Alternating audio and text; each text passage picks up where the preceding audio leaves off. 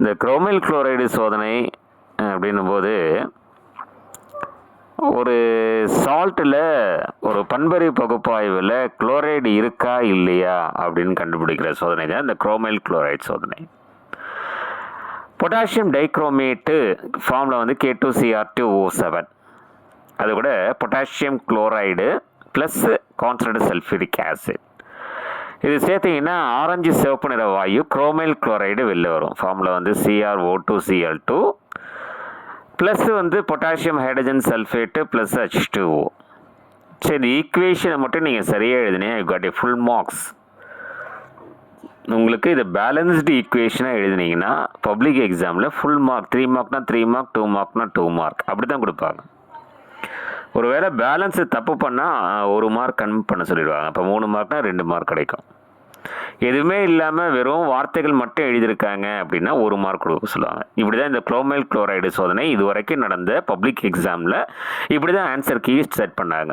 சரிங்களா? Potassium dichromate K2Cr2O7 plus potassium chloride KCl plus sulphuric acid H2SO4 இதை எழுதிட்டு உங்களுக்கு எது கிடைக்குதுன்னா குரோமைல் குளோரைட் ஃபார்ம்ல CrO2Cl2 plus potassium hydrogen sulphate KHSO4 plus H2O. இப்போ இதை பேலன்ஸ் பண்ணுறதுக்கு நான் ஒரு மெத்தட் உங்களுக்கு சொல்கிறேன். உங்களுக்கு பிடிச்சிருந்தா இது எடுத்துங்க. ஏன்னா இந்த கெமிஸ்ட்ரியை பொறுத்த வரைக்கும் நிறைய பேலன்ஸ்டு பார்ப்பீங்க, கொஞ்சம் கஷ்டமாக ஃபீல் பண்ணலாம். இப்போ இதில் நானாக ஒரு எளிமையான ஒரு வழி சொல்கிறேன்.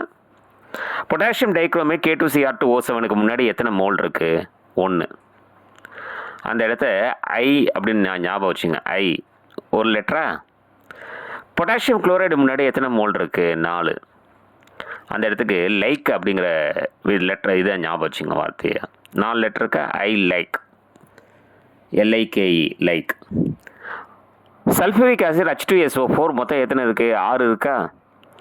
ஃப்ளவர் FLOWER மொத்தம் 6 லெட்டர் இருக்கா? ஸோ முன்னாடி ரியாக்டன் சைடில் ஐ லைக் ஃப்ளவர். ஸோ 1 4 6 ஈஸியாக ஞாபகம் வந்துருச்சா? அடுத்தது ஹீ லைக்கிங் சுவர். இதில் ஒன்றுமே ஒரு அர்த்தம் இல்லை. HE he liking idli, idli ரைட்டுங்களா? ஏதோ ஒன்று சும்மா ஒரு ஞாபகம் வச்சுக்கிறதுக்கு. I like flower, he liking சுவர். இப்படி தான் நான் என் ஸ்டூடெண்ட்ஸுக்கு நான் சொல்லிக் கொடுப்பேன். அது அண்டர்ஸ்டாண்டிங் ஒரு பக்கம் இருந்தாலும் பேலன்ஸ் பண்ணும்போது சில தவறுகள் வந்துடக்கூடாது. அதனால் வந்து I like flower, he liking சுவர் அப்படின்னு சொன்னோன்னா அப்படியே ஞாபகம் வச்சுக்கோ. அப்போ ஹீ ரெண்டு லெட்ரு, 2 லைக்கிங் LIKING 6 லெட்ரு 6. சுவர் சுவயிர் அதில் வந்து 3 லெட்ரு, ஸோ 3. இங்கே ஏன் சார் வந்து தமிழில் சொன்னீங்க? அதெல்லாம் வந்து லாஜிக்லாம் நம்ம கேட்க வேண்டாம். ஸோ இந்த விஷயத்த நம்ம வந்து பேலன்ஸ்டாக அப்படியே ஞாபகம் வச்சுக்கலாம்.